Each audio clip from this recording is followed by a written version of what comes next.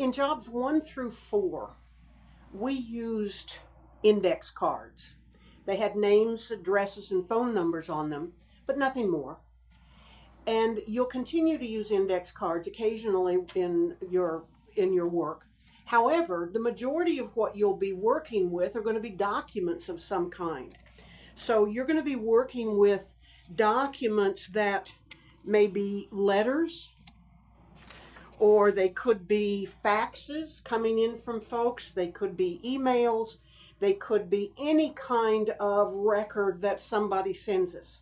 So the first thing we've got to do is to look at these different kind of documents, because there's some things you need to understand about them that relate to not following the rules to alphabetize, but following the rules to actually file documents now in our system.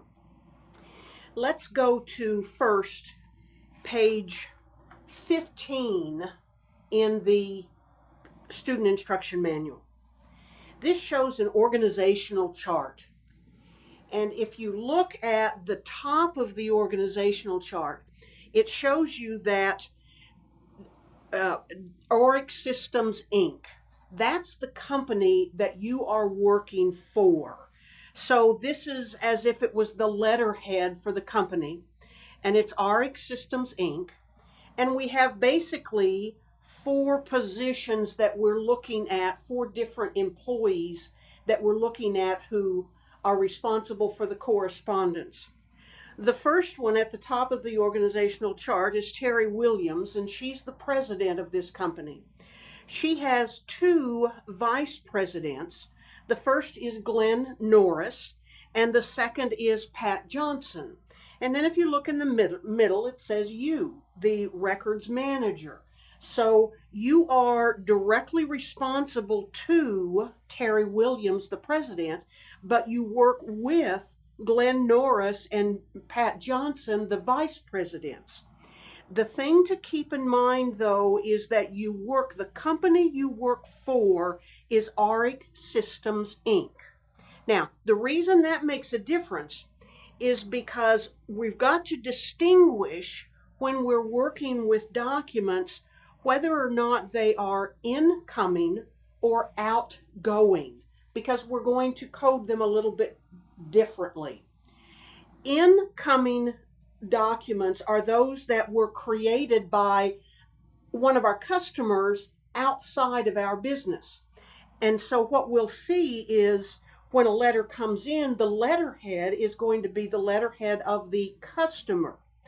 And the inside address will be to one of our folks inside the company. So this document was created by the CrystalNet Inc., and it was sent into Ms. Pat Johnson at Auric Systems, Inc. An outgoing piece of correspondence is something that was created within our company, and was sent outside of our company to one of our customers. So the letterhead is Auric Systems, Inc., and then we sent this out to the CrystalNet Inc. to a gentleman by the name of Kim Chung. But the customer is not the individual person. The customer is the business. We could be corresponding with multiple people inside an organization, which is okay, but we have one customer, and that's the name of the business, in this case, the CrystalNet Inc.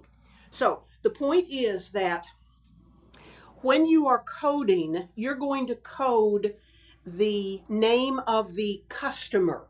You will never code Auric Systems, Inc. That's us. We're not going to file anything in our filing system under Auric Systems, Inc. So if you find yourself trying to code Auric Systems, Inc., stop. That's not correct. You want to look for the name of the customer. This is an outgoing piece of correspondence because Auric Systems created it, and we sent it to the CrystalNet Inc. So it is CrystalNet Inc. that we would code. In the case of the incoming, the document was created at the CrystalNet Inc. and it came into our business and it came into Pat Johnson at RX Systems Inc.